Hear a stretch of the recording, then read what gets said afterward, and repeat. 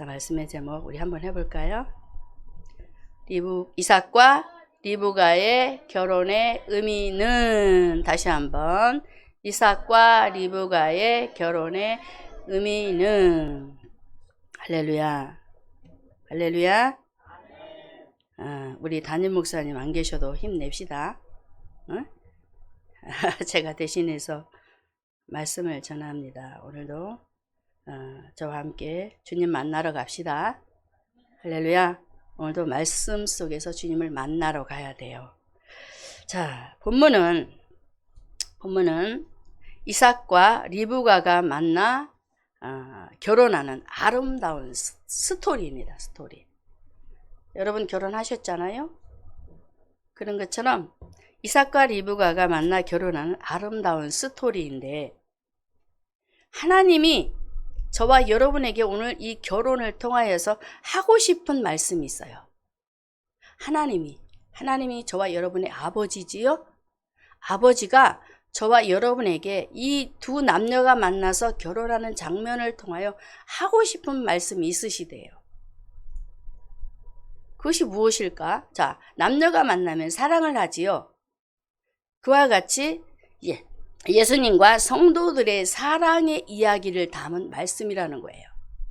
이 남녀가 만나서 결혼하는 장면은 예수님과 성도들의 사랑의 이야기를 담은 말씀. 할렐루야. 할렐루야. 그냥 우리 인생사가 아니에요. 인생의 결혼 얘기가 아니에요. 물론 그것도 말씀을 하세요. 그래서 사랑을 담은 이 말씀은 우리에게 뭘 말하느냐? 구원의 과정. 이삭과 리브가가 만나서 결혼하는 장면은 구원의 과정을 설명하는 거예요. 믿어지십니까? 할렐루야. 자, 그럼 말씀에 첫 번째로 이삭과 리브가의 결혼의 의미, 첫 번째는 읽습니다. 이삭에게 리브가를 데려가는 엘리에셀입니다. 이삭과 리브가를 데려가는 엘리에셀. 중간 역할자가 있죠. 그런데 중간 역할에 앞서서 우리 주님은, 자, 말씀 창세기 24장 61절에 이렇게 말을 하는데요. 리브가가 일어나 비자와 함께 약대를 타고 그 사람을 따라가니 종이 리브가를 따라가니라. 엘리에셀이 등장이 되지요. 근데 엘리에셀을 보낸 사람이 누구예요? 아브라함. 아브라함은 바로 이삭을 낳은 아버지예요. 다시 말해서 엘리에셀을 보내는 아브라함은 아들의 결혼을 준비하는 아버지예요. 아버지인데, 아버지인 아브라함이 엘리에셀을 보내서 이제 우리에게 하시는 그 말씀이 아브라함이 누구냐라고 우리에게 말씀을 하고 있어요. 제가 이것을 발견을 못했는데 계속 고민을 했습니다. 엘리에셀을 보내는데 엘리에셀이 누구야? 그러면 아브라함이 누구야? 아브라함은 하나님으로 예표가 되어지는데 그러면 엘리에셀은 누구야? 고민이 안 되겠어요? 성경의 문맥을 바라보면서 여러분에게 메시지를 주어야 되는데 이게 열려지지 않으면 제가 말씀을 전할 수가 없었던 거예요. 그래서 제가 계속 고민하면서 하나님이 주시는 생각은 엘리에셀은 중간 역할, 바로 성령이 아니겠느냐라고 말씀을 하시고 계셨던 것입니다. 그래서 제가 틀렸나고 다른 부분들을 찾아봤어요. 정확하게 맞았어요. 보세요. 자, 오늘 엘리에셀을 보내는 아브라함은 아들의 결혼을 준비하는 아버지이면서 아브라함은 영적으로 우리에게 누구를? 하나님의 아들 예수 그리스도의 결혼을 예비하시는 하나님의 모형이셨다라고 말씀을 하고 있었던 것입니다. 육적인 이삭의 아버지이면서 영적인 논맥 속에서 아브라함은 하나님을 예표하신다라고 말씀을 하시고 있었어요. 이게 열어져야 여러분들이 신앙생활을 할 때에 힘있게 할 수 있는 거예요.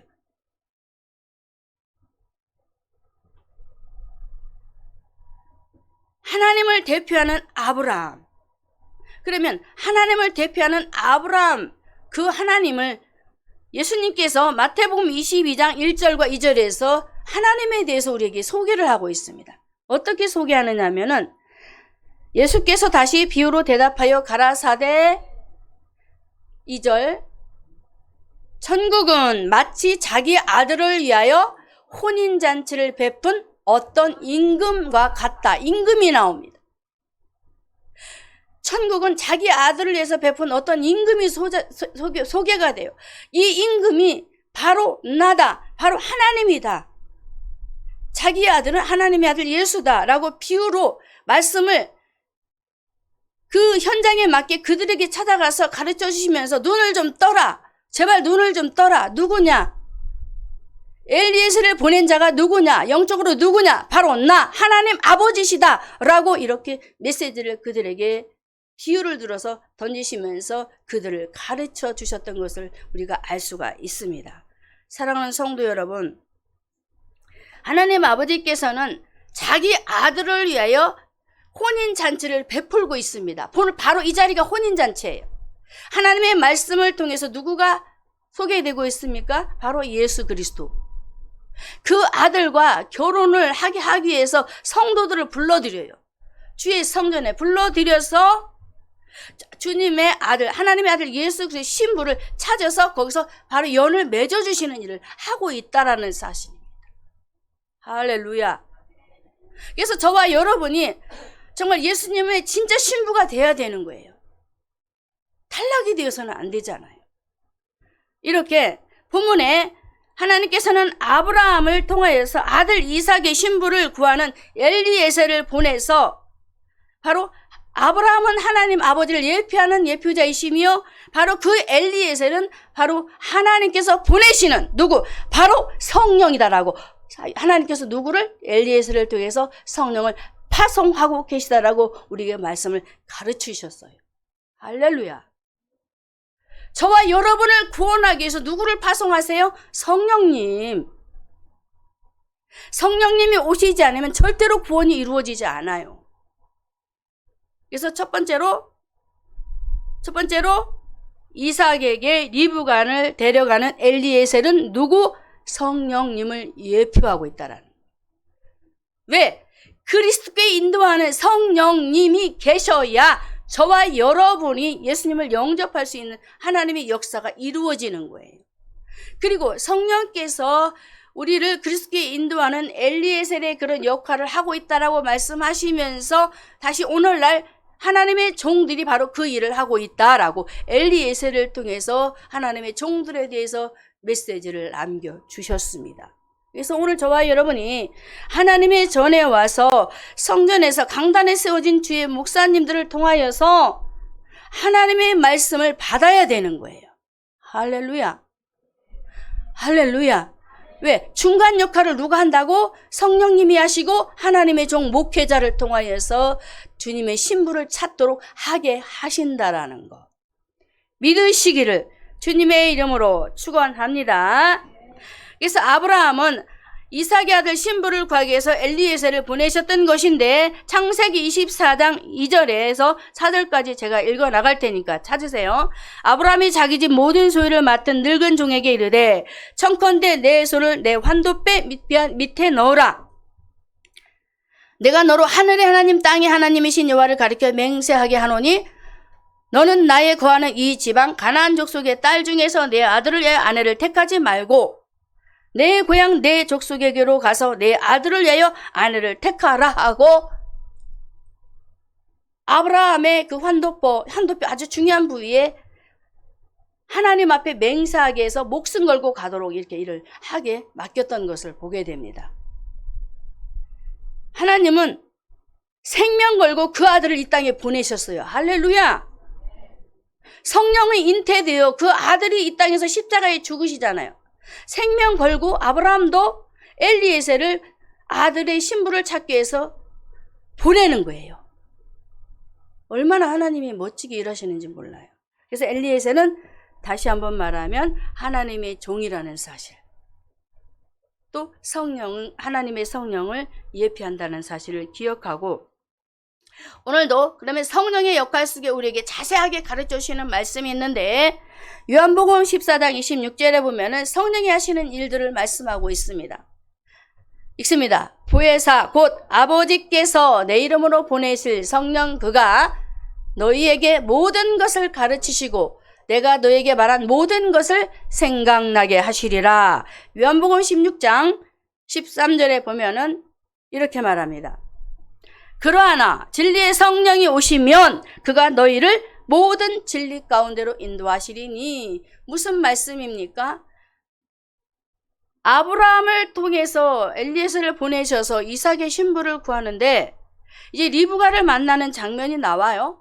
리브가를 만나야 되는데 성령이 개입하지 않으면 절대로 만날 수가 없단 말이에요. 그래서 엘리에셀, 성령의 역할을 감당하는 엘리에셀을 보내서 이제 그 마음에 작업을 하기 시작하는 거예요. 먼저 하나님께서 엘리에셀을 보내서 리브가의 마음을 작업을 해 놓았다라는 거예요. 할렐루야! 자, 우리가 현장에 가면 작전된 영혼, 예비된 영혼을 만나게 되지요. 전도 현장에 그런 일과 같아요. 그래서 하나님은 아브라함을 아들 이삭의 신부를 구하기 위해서 중매자인 엘리에셀을 보내서 리브가의 마음을 감동시켜서 어떤 장면이 일어나게 만들어요? 창세기 24장 61절에 창세기 24장 61절에 리브가가 일어나 비자 함께 약대를 타고 그 사람을 따라가니 그냥 갔습니까? 이미 성령께서 그 마음에 감동을 주셔서 엘리에셀을 따라갈 수 있도록 누구를 만나기 위해서 신랑 이삭을 만나게 하기 위해서 이렇게 일을 하셨던 것을 볼 수가 있습니다. 그것을 누가 하셨다고? 성령이 가르치시고 또 모든 것을 생각나게 하시고 성령이 진리의 영이신 예수님 앞으로, 이삭 앞으로 리브가를 데리고 가게 하셨던 거예요. 할렐루야. 오늘 이 시간 저와 여러분이 주님 앞에 그냥 왔습니까? 내가 억지로 끌려왔다고요? 변명하지 마십시오. 성령께서 그 마음을 강권적으로 붙들지 않으면 절대로 주의 전을 밟을 수가 없습니다. 아버지께서 예수 이름으로 이 전에 이끌어서 보내지 않으면 절대로 올 수 없다고 말씀하셨거든요. 요한복음에 보면은. 그처럼 저와 여러분은 그냥 온 것이 아니에요. 성령께서 강권적으로 오기 싫은 마음이 들었었지만은 그 마음을 바꾸어 하나님의 전에 오도록 누가 하셨어요? 성령께서. 감사하시기 바랍니다. 이삭에게 리브가를 데려가는 엘리야는 누구시라고요? 성령님. 바로 하나님의 종. 예수님을 만나도록 인도하시는 분이 성령님이요. 바로 하나님의 종이라는 것을 믿으시기를 바랍니다. 그러므로 저와 여러분은 오늘 말씀 속에 리브가가 중매장이었던 엘리에셀을 따라 이제 하란의 삶을 정리하고 어디로 따라가요? 가나안. 주님이 약속한 땅, 이삭이 거하는 그 가나안을 가게 됩니다. 그곳에 가서 이제 하나님의 인도하심 속에 하나님의 놀라운 일들을 체험하게 돼요. 이것은 우리에게 무엇을 말씀하고 있느냐면은 이삭을 만나게 되면 뭐가 벌어져요? 결혼이잖아. 결혼. 축하. 파티 여는 어린 양의 혼인잔치. 저와 여러분이 하나님의 아들 예수 그리스도를 만나면 어떻게? 어린 양의 혼인잔치에 들어가서 하나님과 함께 가는 이것이 바로 오늘 구원의 과정에 대해서 오늘도 이삭과 리브가를 통해서 우리에게 말씀을 하고 계셨던 것입니다. 여러분, 우리의 힘으로 천국 가는 것이 아니에요. 내 힘으로 가는 것이 아니에요. 예수의 이름이 개입이 되지 않으면 절대로 우리는 천국 갈 수 없고, 우리가 믿음으로 구원받지만 그 믿음을 누가 주셨냐고요? 성령께서. 하나님의 아들 예수님을 믿을 수 있도록 그 믿음을 주셔서 구원받도록. 그래서 저와 여러분은 절대로 혼자 갈 수 없다. 누가 함께? 누구와 함께? 예수님과 함께. 하나님의 아들 예수 그리스도와 함께. 우리는 가나안 땅에 들어가는 거예요. 할렐루야. 그래서 바울이 고린도 교회 성도들에게 분명히 말했어요. 고린도후서 11장 2절에 내가 하나님의 열심으로 너희를 위하여 열심 내노니 내가 너희를 정결한 처녀로 한 남편인 누구에게? 그리스도께 드리려고 중매장. 바로 내가 중매장이라니까. 하나님의 종이지만 내가 중매장에 대해서 예수님을 소개해서 하나님을 만날 수 있는 역할을 했다니까 라고 말을 하고 있었던 것입니다. 바로 엘리에셀이 하나님의 종을 통하여 성령을 통하여서 그리스도 예수께 인도하는, 오늘 본문에 이삭에게 리브가를 인도하는 그런 엘리에셀의 그 역할이 오늘 이 시간에도 주어지고 있다는 사실을 기억하고 꼭 믿음으로 승리하시기를 바랍니다. 그래서 바울이 전도 여행할 때에도 성령께서 방해하는 일, 또 하게 하시는 일들을 볼 수가 있는데, 사도행전 16장 6절에서 7절 9절에 보면은 성령께서 이제 바울이 아시아에서 복음을 전하고 하는데 안 돼, 가지 마, 거기도 안 돼, 비두니아로 가는데도 안 돼, 가지 말라니까. 내가 바로 허락한 장소가 있어. 바로 그곳이 마게도냐 빌립보 지역의 루디아의 가정이었어요. 보세요, 성령이 가시는 거예요. 성령이 바울을 통해서 먼저 성령이 오셔서 환상을 보이시잖아요. 환상. 성령이 구원 얻을 자를 가족 구원, 개인 구원, 친척 구원, 나라 구원, 구원 이렇게 일들을 성령께서 하시는 그 역할에 대해서 오늘도 리브가와 이삭의 만남을 주선하는 성령님을 여러분 안에 초청하셔서 정말 여러분의 생애에 놀라운 일들이 일어나시길 주님의 이름으로 축원합니다. 그래서 첫 번째로 대지 한번 띄워주세요. 이삭과 리브가를 데려가는 엘리에셀은 누구다?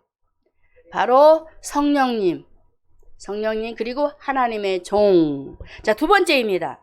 두 번째 띄워주세요. 이삭과 리브가의 결혼의 의미는 누구냐면은 바로 두 번째로 나타나는 분은 바로 이삭의 모습이에요. 이삭이 누구냐? 이삭이 예수 그리스도를 예표하고 있습니다.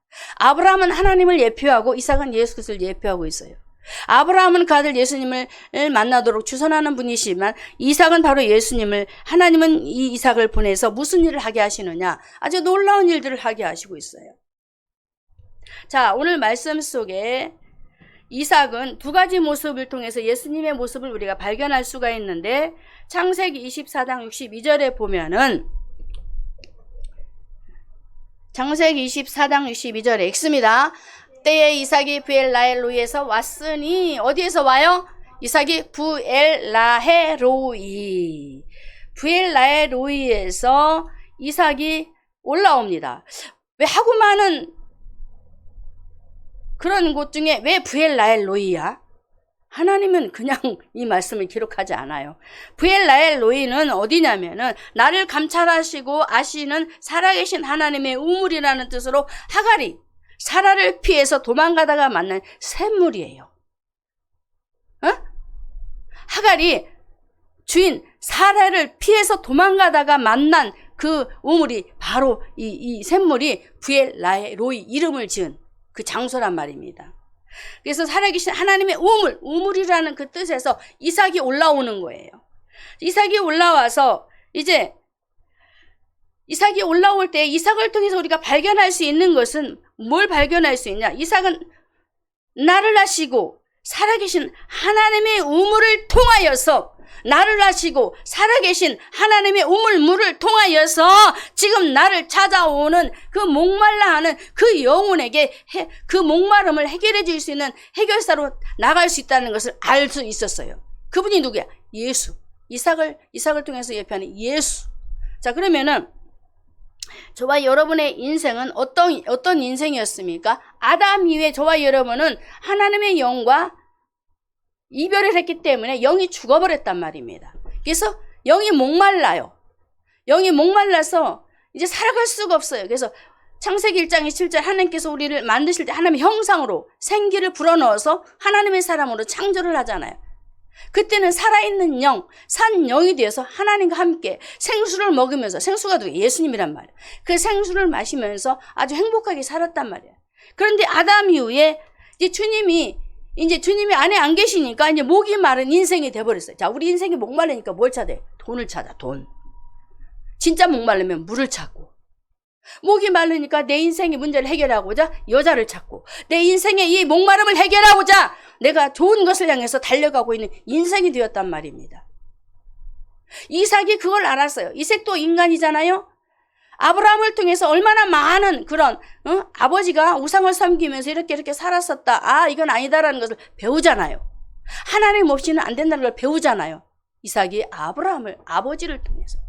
그처럼 진짜 목마름을 해결해주는 해결사는 누구일까? 하나님은 오늘도 저와 여러분에게 이삭을 통해서 이삭이 부엘나의 로이에서 올라오는 하나님의 우물인 그곳에 올라오는 그 모습을 통해서 우리의 목마름을 해결할 자는 오직 예수 그 한 분밖에 없다는 것을 말씀을 하시고 계셨던 것입니다. 할렐루야.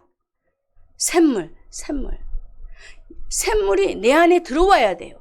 자, 말씀에 예수님이 누구로 등장을 하냐면은 요한복음 10장 11절에 이삭은 바로 양을 치는 선한 목자로 등장을 합니다. 읽습니다. 나는 선한 목자라. 선한 목자는 양들을 위하여 목숨을 버린다라고 합니다. 보세요. 이삭이 이 땅에 예수님을 예표하는 이삭이 이제 다시 바꾸어서 예수님이 이 땅에 와서 우리를 위해서 어떻게 해요? 목숨을 버려요. 저와 여러분을 위해서 십자가에 죽으시죠? 바로 이 일을 하고 있는 우리 예수님이란 말입니다. 그래서 나는 선한 목자라. 선한 목자는 양들 위해서 목숨을 버리거니와. 오늘도 양치는 목자의 모습으로 리브가의 만남 속에 우리 주님은 이삭은 바로 하나님의 아들 예수 그리스도는 이 땅에 선한 목자로 와서 양을 치는 바로 목동이 되실 거야 라고 말씀하시면서 저와 여러분을 어떻게 하셨습니까? 하나님의 말씀을 통하여 양육하셨습니다. 할렐루야. 양치는 목자예요. 예수님은 저와 여러분을 하나님의 말씀으로 가르치시는 목자란 말입니다. 그래서 강단에 목회자를 세워서 하나님의 아들 예수님을 자꾸 전하는 거예요. 그 예수님을 전해서 그 예수님의 가르침을 받고 그 말씀을 통하여 영적으로 지혜가 자라며 키가 자라며 믿음을 자라며 성장하는 아주 건강한 하나님의 성도로 세워가는 일을 하시고 있는 것입니다. 할렐루야. 그래서 이삭을 통해서 우리에게 보여주시는 예수님의 모습은 바로 양치는 예수님의 모습, 목숨 거신 예수님의 모습. 이삭이 창세기 22장에 가서 죽을 뻔하였잖아요. 그런데 그 뒤에도 뭘 숨겨놨어요? 순양, 그림자로. 보세요. 이 일을 바로 이삭이 걸어갔단 말이에요. 그냥 간 게 아닙니다. 그래서 하나님의 아들 예수 그리스도를 이삭을 통해서 우리에게 양을 치는 선한 목자로 우리에게 말씀을 보여주시고 있고, 또 자, 말씀에 63절에 보면은 들에서 이삭이 이제 나가 묵상을 하는 장면이 나옵니다. 창세기 24장 63절에 이삭이 저물 때에 들에 나가 묵상하다가 라고 나옵니다. 묵상은 기도이지요. 이삭이 기도하는 모습은 우리 하나님께서 이 땅에 그 아들을 보내셔서 십자가에 죽으시고 하나님 보좌에 앉게 하셨지요. 그래서 로마서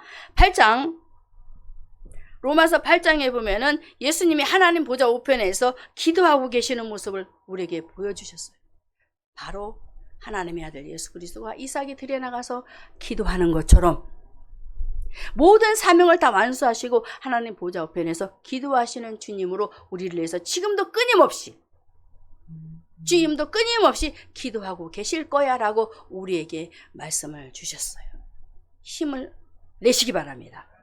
지금도 로마서 8장 34절에 누가 정죄하려 죽으실 뿐 아니라 다시 살아나시는 이는 그리스도 예수시니 그는 하나님 보편에 계신 자요 우리를 위하여 간구하시는 자. 보세요.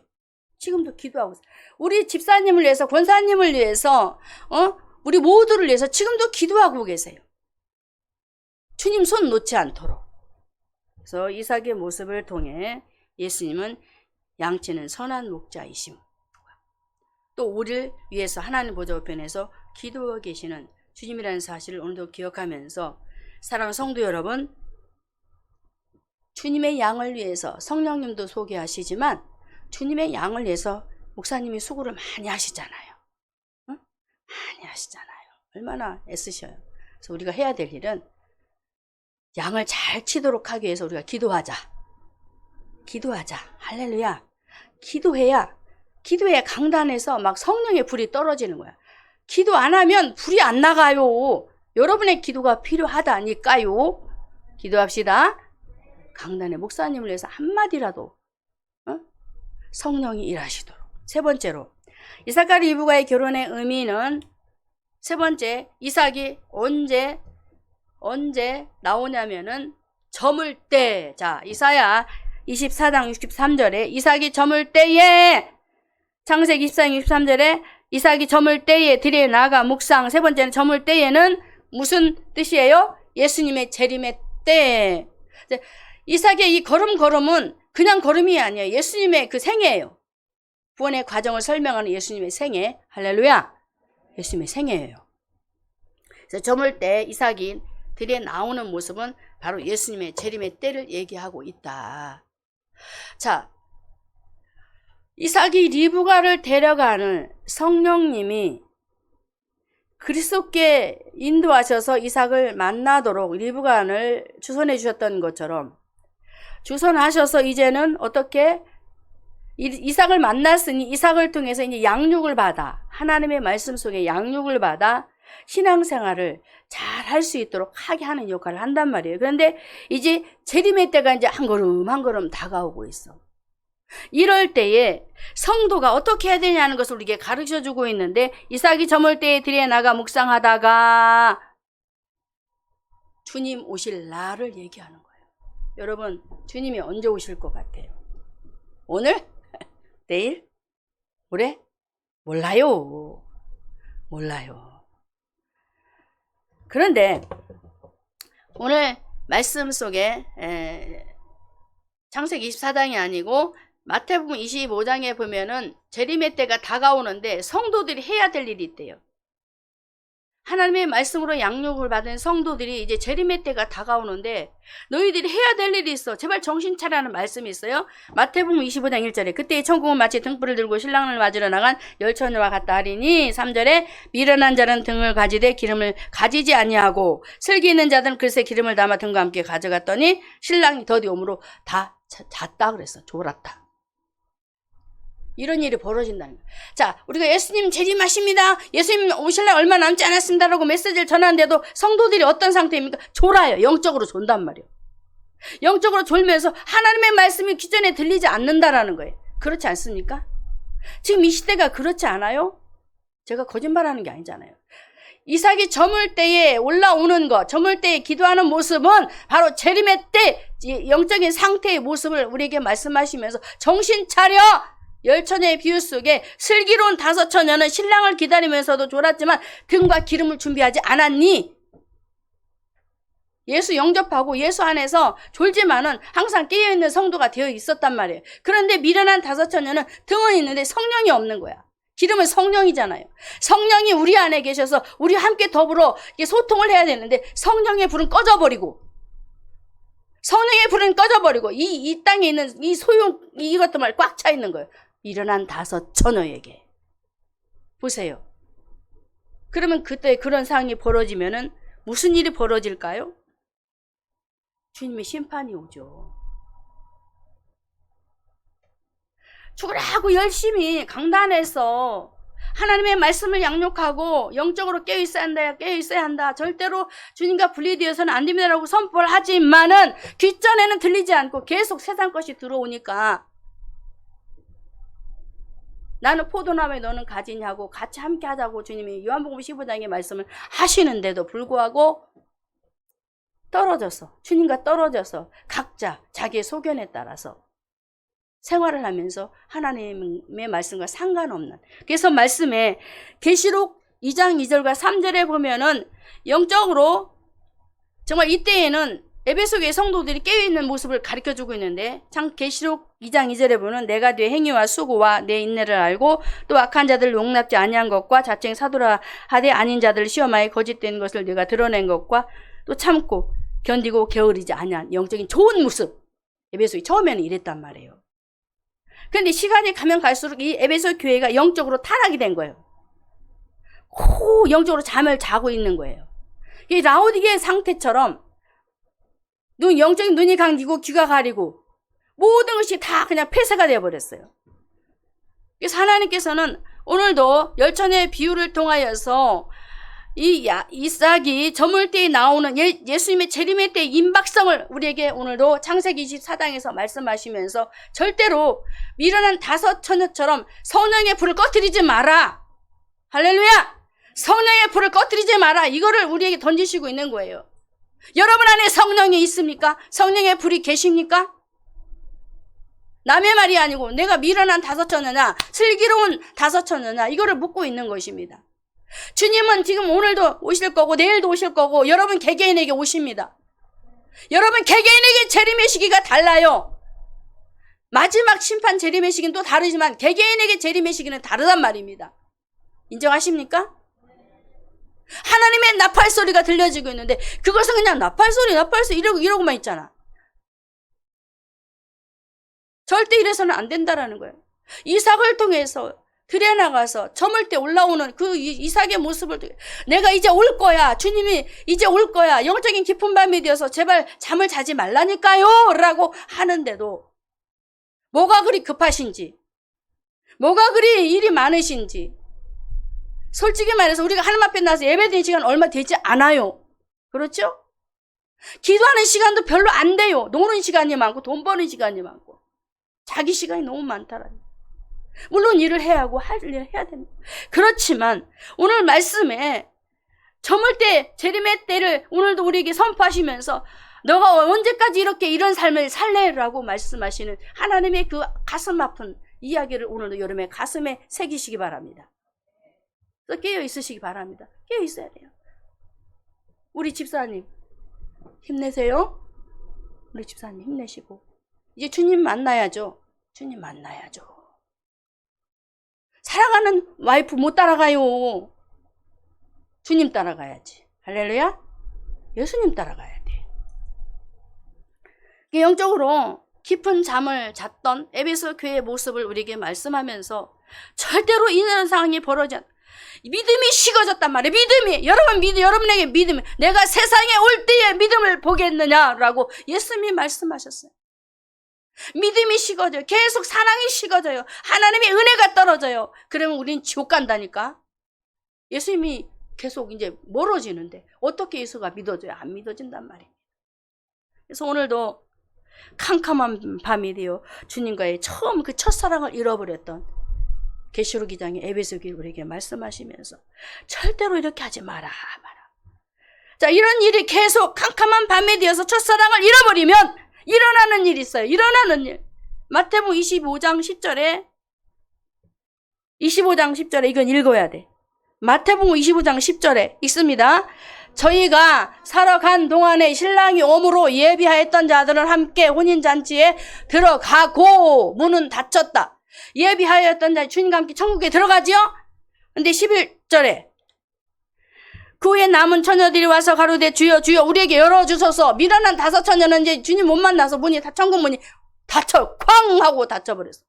그에게 노아의 방주가 비가 40자를 내리고 그냥 그 방주의 문이 쾅 닫혀버리잖아.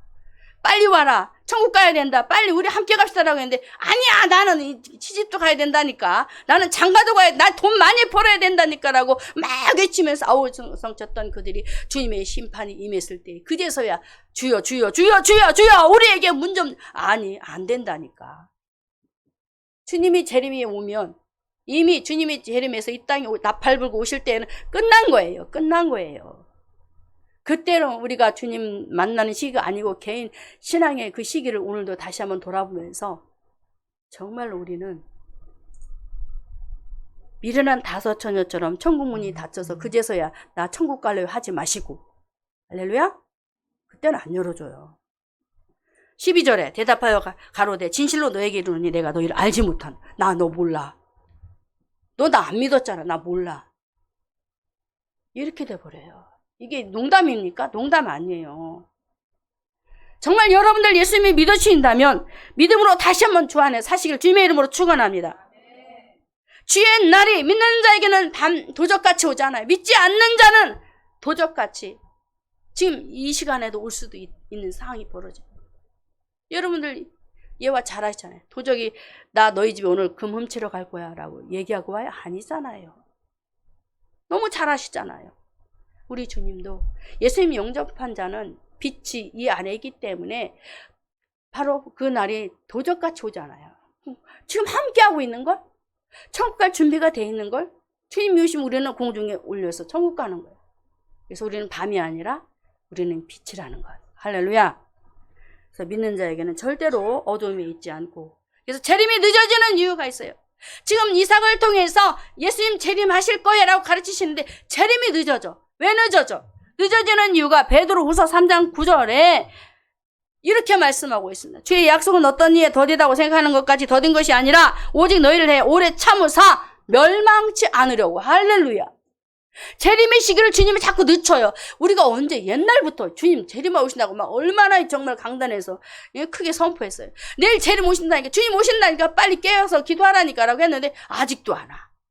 근데 주님이 안 오시는 이유는 멸망치 않고 다 구원하려고 기다리고 계신대요. 그래서 자, 다시 읽습니다. 너 오직 너희를 내 오래 참으사 멸망치 않고 다 회개하기에 이르길 원한다라고 하죠. 할렐루야. 할렐루야. 감사하시기 바랍니다. 10절에 그러나 주의 날이 도적같이 오리니 그날에는 하고 도적같이 온다고 하죠. 멸망이 선포되고 있습니다. 사랑하는 성도 여러분, 재림이 늦어지는 이유, 우리를 멸망치 않고 회개하기 하도록 기회를 주신다는 것. 재림이 왜 늦어지느냐? 다시 한번 말씀드립니다. 베드로서 3장 15절에 보면은 또 우리 주의 오래 참으심이 뭐가 될 줄로 15절에 자, 또 우리 주의 오래 참으심이 뭐가 될 줄로 구원. 할렐루야. 구원하시려고 지금도 하나님이 심판하고 싶은데 참고 있대. 참고. 할렐루야. 감사하시기 바랍니다. 기회가 아직 있어요. 기회 있으실 때 잡으시기 바랍니다. 그래서 저와 여러분은 이삭이 저물 때에 나오시는 예수 그리스도의 예표의 모습은 바로 예수님이 재림의 때를 우리에게 알리시고 영적으로 깨어 있으라고, 성령을 우리 안에 모시고 주님과 함께 살다가 주님 앞에 갈 수 있는 그런 준비가 되라고 우리에게 말씀하심을 기억하면서, 여러분, 우리 개개인에게 주님의 재림이 가까이 있습니다. 개인을 얘기하는 거예요. 주님의 재림이 내 앞에 있습니다. 내 앞에 있어요. 그래서 준비하세요. 항상 주님, 내 영혼을 주님의 손에 부탁합니다. 예수님의 기도지요. 재림을 준비하라는 거예요. 할렐루야. 우리 집사님, 재림. 주님, 내가 이 시간도 잠을 잡니다. 내 영혼을 주님의 손에 부탁하고 자니 주님, 내 영혼 데려가세요. 천국으로 데려가세요. 내가 숨이 멎지는 그날 주님 저 데려가세요 라고 기도하는 거예요. 할렐루야. 그래서 주의 종의 말에 항상 순종하고 우리는 뭘 소망하자? 천국을 소망하며 살아갑시다. 할렐루야. 재림의 때는 분명히 있다. 자, 네 번째로는 자, 이삭과 리브가의 결혼의 의미 속에 예수님을 계속 설명하고 있는데, 설명하면서 구원의 과정을 설명하고 있어요. 네 번째 뭐예요? 면박을 취해 가리는 리브가의 모습입니다. 면박을 취해서 리브가가 이제 얼굴을 가려요. 이거는 회개하는 신앙이에요. 회개함으로 정절의 신앙을 얘기하고 있는 거예요. 자, 영적으로 깨어있어 그리스도의 재림을 준비하는 성도들에게 있어서는 어떤 신앙생활을 해야 되느냐? 영적으로 회개하는 삶을 항상 살아야 돼요. 할렐루야. 자, 창세기 24장 65절에 제가 읽겠습니다. 종에게 말하되 들에서 배회하다가 우리에게 마주 오는 자가 누구뇨? 종이 가로되 이는 내 주인이니이다. 리브가가 면박을 제 스스로 가리우더라. 이 면박은 무엇이냐면은 혼인잔치 때 입는 세마포 옷을 우리에게 상징적으로 보여주고 있습니다. 지금 리브가가 하란에서 이삭을 만나지요. 와가지고 가나안에서 이삭을 만나지요. 들에서 만나는데 그때 내 주인이다. 종에게 물었을 때 바로 이삭 내 주인이다 라고 말했을 때에 리브가가 취한 것이 바로 면박. 무슨 장면이에요? 자, 우리는 주님을 만나는 그 순간 무슨 일이 벌어져요? 무슨 일이 벌어질까? 예수님을 몰랐었을 때는 막 내 마음대로 살다가 성령께서 강권적으로 역사해서 주님을 만나는 사건이 벌어져. 그러면 그때 회개의 역사가 일어나. 할렐루야. 회개해. 리브가가 면박을 취하는, 가리는 이삭 앞에서 면박을 취하는 이 모습. 회개하는 삶을 살아라 이 말이에요. 할렐루야. 회개합시다. 잘못했어요 라고가 아니라 잘못했으면 돌아오는 것. 할렐루야. 그래서 성도들의 옳은 행실에 대해서 계시록 19장 8절에 이렇게 삶을 살아야 하는 것이야 라고 가르치고 있는데, 계시록 19장 8절에 이렇게 말합니다. 그에게 허락하사 빛나고 깨끗한 세마포 옷을 입어 쓴 적 있습니다. 이 세마포는 성도들의 옳은 행실. 이사야 1장 18절에 죄에 대해서 이사야가 언급을 합니다. 아무리 수많은 죄를 지었을지라도 아담의 원죄로부터 시작해서 자범죄, 이 모든 죄를 용서받을 수 있는 길, 바로 주님 앞에 우리의 잘잘못을 고하고 돌아오는, 이것이 바로 의의 행실이라고 우리에게 말하면서 바로 이것을 통해서 우리가 세마포, 주님의 거룩성을 닮아가는 모습이잖아요. 할렐루야, 할렐루야. 저와 여러분은 거룩한 하나님의 백성이에요. 내가 거룩하니 너희도 거룩하라 라고 말씀하고 있어요. 우리 주님, 내가 거룩하니 너희도 거룩한 하나님의 자녀가 되는 거예요. 마귀는 더러운 자예요. 마귀는 살인자예요. 마귀는 시기하고 질투하고 미워하고 아주 멸망의 길로 이끄는 그런 아주 사기치는 놈이에요. 그런데 예수님은 거룩한 하나님이에요. 거룩한 하나님이 의의 아들을 이 땅에 보내서 저와 여러분을 의의 자녀, 하나님의 자녀를 삼았다니까요. 하나님의 자녀를 삼아서 살아가게 하셨는데 다시 더러운 죄악 속에 우리가 옛사람으로 돌아가면 안 되잖아요. 할렐루야. 우리 주님이 에베소 1장 4절에 우리를 이렇게 택했대요. 볼까요? 에베소 1장 4절에 그 창세전에 그리스도 안에서 우리를 택하사 우리로 사랑하면서 그 앞에 거룩하고 흠이 없게 하려고 우리를 택하셨다고 합니다. 할렐루야. 그런데 더러운 죄악에 다시 구렁텅이에 들어가야 되겠어요? 순간순간 죄악에 빠질 수 있어요. 그러나 일부러 들어가시면 안 되는 거예요. 누구처럼? 돼지처럼. 돼지는 아무리 깨끗이 청소해도 또 다시 들어가는 습성이 있잖아요. 우린 그런 인생을 살지 말라고 왜 우리 인간들에게 그냥 돼지를 비유를 들어가지고 이렇게 우리에게 말씀을 하실까. 그런 너희는 짐승이 아니라는 거죠. 할렐루야. 우리는 인간이에요. 우리 성도님들 사람이에요. 사람. 하나님 우리를 사람으로 창조했어요. 짐승이 아니에요. 짐승의 먹잇감이 아니고 하나님의 사람으로 창조해서 다스리고 정복하는 사람으로. 짐승은 성경에서 바로 마귀도 상징하고 믿지 않는 자들도 상징하고. 그렇죠? 그래서 오늘도 하나님은 저와 여러분들에게 리브가의 그 이삭 앞에서, 이삭이 예수님을 예표한다고 했죠? 예수님 앞에서 면박을 취하는 그 모습은 바로 회개하는 신앙. 할렐루야. 회개하는 신앙. 할렐루야. 회개하는 신앙을 가져야 되는 거예요. 너무너무 중요해요. 제가 요즘 그게 좀 약해져서 죄송한데 하나님 앞에, 하나님 내가 어떻게 하면 거룩한 백성으로 정말 깨끗한 심령으로 주님 성령이 내 안에서 충만히 구하며 주님이 나 이 속에서 성령이 흘러넘치고 샘물이 막 솟구쳐 나오는 거 어떻게 하면 되는 거예요? 어떻게 하면 되는 거예요? 말씀은 분명히 그렇게 하라고 하는데 내가 어떻게 하면 그렇게 할 수 있어요? 라고 하니까 이 속에 있는 더러운 죄악을 뽑아내라. 할렐루야. 내 마음에 시기가 있어요. 질투가 있어요. 미움이 있어요. 불신앙이 있어요. 세상에 그 욕망이 있어요. 이 모든 것들이 있으면 하나하나 다 걸러내라는 거예요. 그러면 성령이 내 안에서 꽉꽉꽉 채워진다는 거예요. 할렐루야. 성도들의 옳은 행실은 죄를 버리는 것입니다. 할렐루야. 성도들의 옳은 행실, 의의 옷을, 세마포옷을 입기 위해서는 죄악을 다 버리는 거예요. 할렐루야. 그래서 옛사람을 버리라고 했던 거예요. 새 사람을 입으라고 했어요. 예수 그리스도의 사람으로 새 사람을 입으라. 할렐루야. 위의 것을 찾고 땅의 것을 찾지 말라 했어요. 이게 바로 의의 자녀가 의의 사람으로 주님께서 우리에게 입혀주실 바로 세마포, 면박을 취해서 회개하는 심령으로 살아갈 때 바로 세마포옷을 입혀주시는 거예요. 할렐루야. 그래서 정말 저와 여러분들이 거룩한 하나님의 백성으로, 베드로는 이렇게 말합니다. 살아가야 한 삶의 자세에 대해서. 베드로전서 1장 13절에 보면은, 베드로전서 1장 13절에 그러므로 너희 마음의 허리를 동이래. 성도라면, 신앙인이라면, 거룩한 백성이라면 마음의 허리, 신앙의 중심의 끈을 잡으라는 거죠. 허리를 동이고 근신하여 깨어있으래요. 영적으로 깨어있으라는 거예요. 잠을 자고 일어나는 게 아니고 영적으로 깨어서 마귀 사단을 대적하고 내 자신의 생각을 다 제거하고 하나님 앞에서 하나님이 주시는 말씀 안에서 어린 양이 인도하는 대로 따라가는 성도. 할렐루야. 성령이 어린 양이 가는 대로 우리가 따라가는 성도가 의의 자녀요. 바로 세마포 옷을 입을 수 있는 그런 거룩한 백성이라는 거예요. 우리도 성령 인도 따라가기를 힘씁시다.